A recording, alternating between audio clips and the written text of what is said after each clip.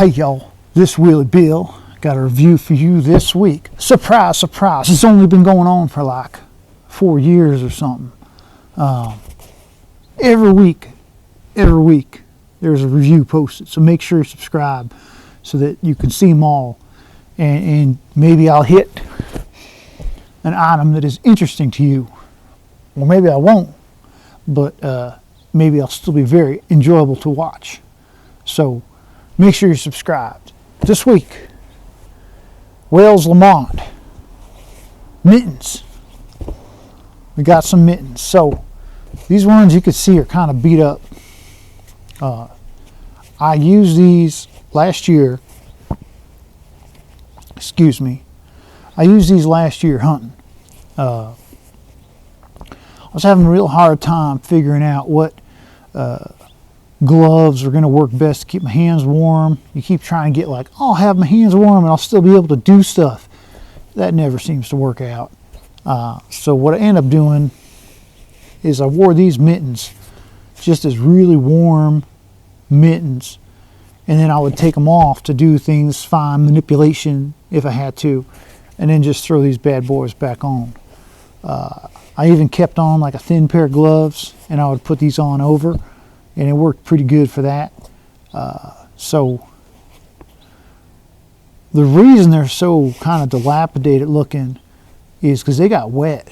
They got really wet, and these gloves or these mittens aren't meant to be waterproof. They're leather. I think they're cowhide, and the back is just fabric.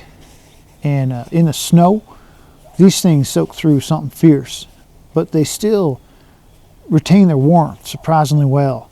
So I kept using them. I even did what's called snow seal, and that didn't seem to hold up very well. But if you're going to be in cold and your conditions are going to be fairly dry, then these is actually a really great mitten, and they're fairly cheap. I think I just got them at hardware store, Murdoch's or something like that. One of the cool things that's in here, I don't know if I'm going to be able to show you.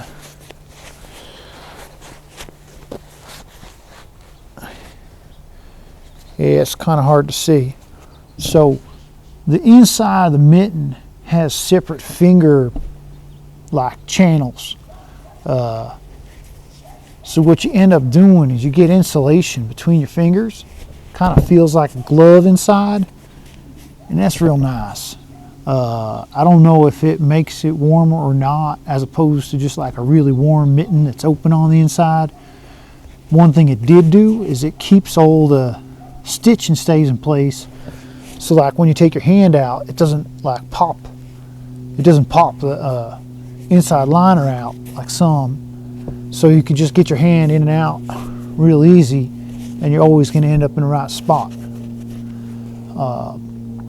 I don't know much about Wales Lamont. I just know that I've seen a lot of gloves made by this company. It all seem to be like farm stuff, outdoor work stuff. And these ones have been awesomely warm. They just took a beating with getting soaking wet. Are you shitting me? Oh man. Alright, we had a little mishap there. The dog decided that right there was a location that the rolling needed to occur. I don't understand why. I don't understand what's there. I just looked. There's nothing exciting there. So I don't know what just happened. But dog messed up my camera, and we're back now. So I think I pretty much described everything these mittens do and don't do. I like them. They work well. They do all the mitten-y things that mittens are supposed to do, and they're nice and warm. Just not great when it's soaking wet out. So you need something like that, check out some Wales Lamont mittens. That's all I have to say. Hope you hit them buttons. We'll see you in a week. Take care, y'all. All the mitteny things. That's right.